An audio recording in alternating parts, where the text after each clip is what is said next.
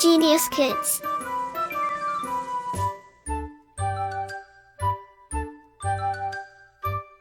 Cultivating love for learning. Chapter 18. Making Things Simple. For a happy 2 or 3 months, I also had a tiny section of my own, which consisted of half a dozen pairs of huskies and 2 pairs of Arctic foxes. One day, I noticed that one of my foxes had developed a boil at the base of its tail. Phil procured for me some ointment which I had to apply on the boil every day. This was a tedious procedure and one that the fox, being highly nervous, did not enjoy a bit, for it meant that he had to be caught. I did the catching in something resembling a large butterfly net. It had a heavy metal rim padded rather ineffectually with sacking, and the bag was made of coarse fishing net. The actual catching process was fairly easy owing to the fox's set pattern of behavior. As soon as he was rousted out of his den, he would start to run round and round the outer perimeter of the cage at a steady canter. All that was needed was to place the net suddenly just in front of him, and he would run straight into it. One had to be careful, however, for the metal rim, although padded, could be dangerous.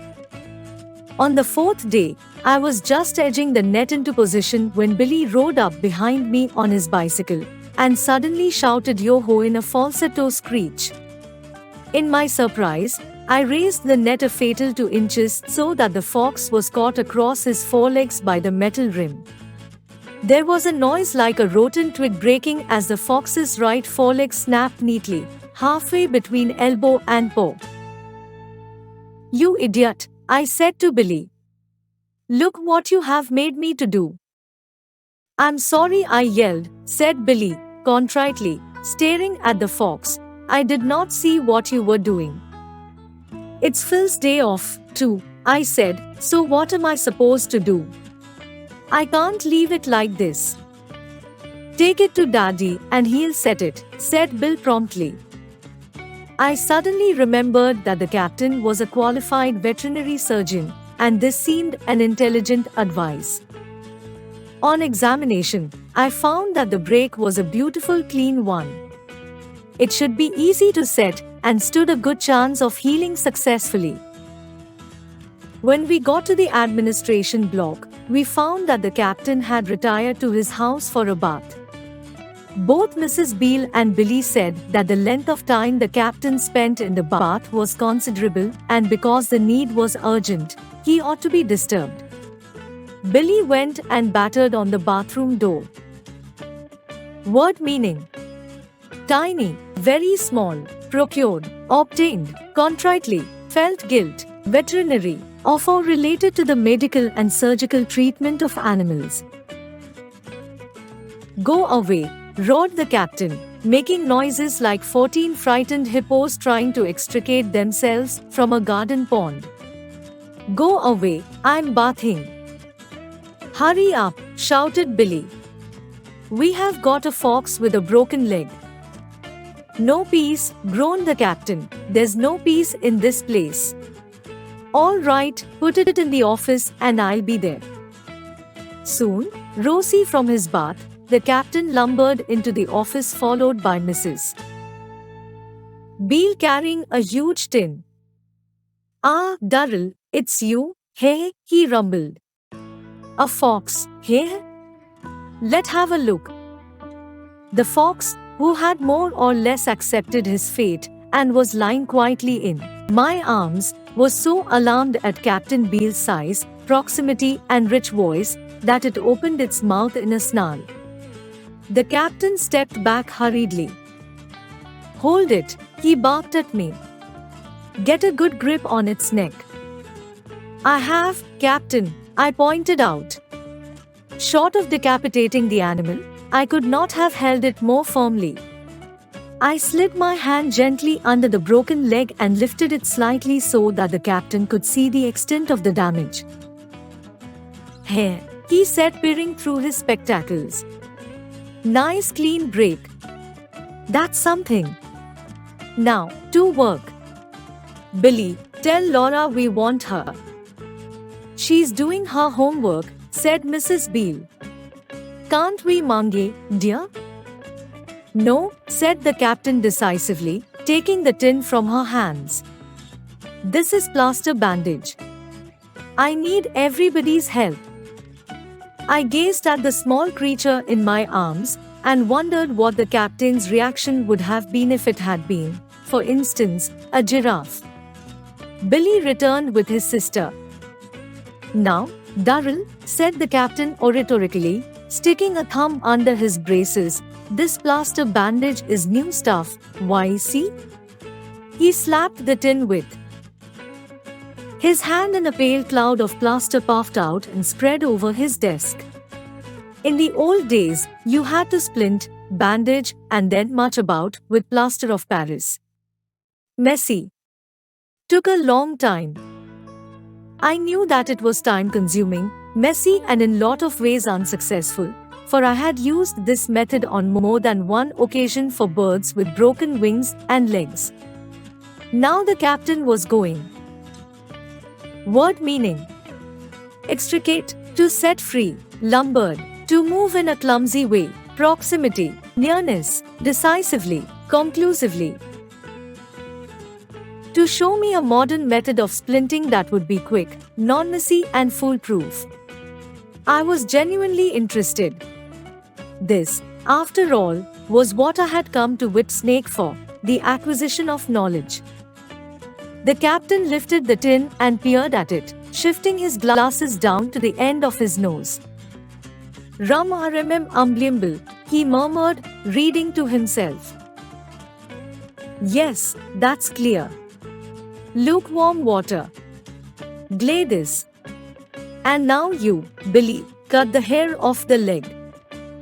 Why? Asked Billy, rather stupidly. Because the plaster won't stick on hair, said the captain, exasperated by such a question. Don't shout, William, you are frightening the fox, said Mrs. Beale anxiously. If you are all going to argue, can I go back and finish my homework? Inquired Laura, complainingly. Having thus deployed his forces, the captain took the lid off the tin and rather uneasily unrolled a yard or two of bandage heavily laden with plaster of Paris. He paced to and fro as he examined this with interest. Most of the plaster of Paris fell on the floor, making the office look as though it was suffering a light snowfall. Then, when Mrs. Beale reappeared with a saucepan full of warm water, the captain got everybody at action stations. Billy, Laura, Gladys, get hold of this bandage, he shouted. In a cloud of plaster, he unraveled some 16 feet of bandage and handed it to his family. Hold it out straight. Out straight, Gladys. You're drooping, that's right, you ready, Darrell? Don't want it breaking loose at the crucial moment, hey? I have got it tight, sir. Good, said the captain, and, seizing the saucepan, he made his way down the length of bandage, slopping water on it. Do you see how it works, Darrell? He asked. The bandage acts as a splint. He wound several inches of it round his forefinger to demonstrate. None of the old-fashioned mess, do you see? He said, wagging his finger at me. It was at this moment that things started to become confused. Perhaps the captain had misread instructions, for the bandage round his finger now solidified with astonishing rapidity. So too did the length of bandage held by Mrs. Beale, Laura and Billy, linking them together like a daisy chain. Where are the scissors? Who's taken the scissors? The captain bellowed in alarm. Word meaning. Exasperated, irritated, anxiously, eagerly, deployed, to spread out, troops, so as to form an extended front line, rapidity, quickness. Billy, in an effort to find the scissors, Now knocked the tin onto the floor and it rolled across the office, shading bandage and plaster of Paris in equal quantities. The place was beginning to look like an advanced casualty station in one of the fiercer Napoleonic battles. Useless, roared the captain. Absolutely useless, the whole lot of you. You were supposed to help.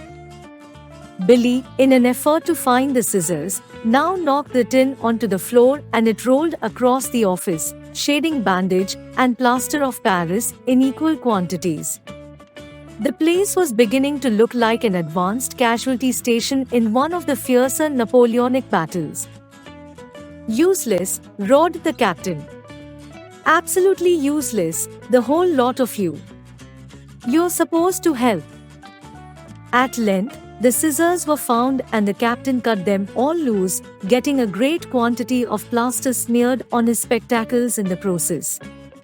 Then, while Laura and Billy unraveled some more bandage, Mrs. Beale moistened it and the captain, his face still puce-colored, his breathing hard, wound it round the fox's leg.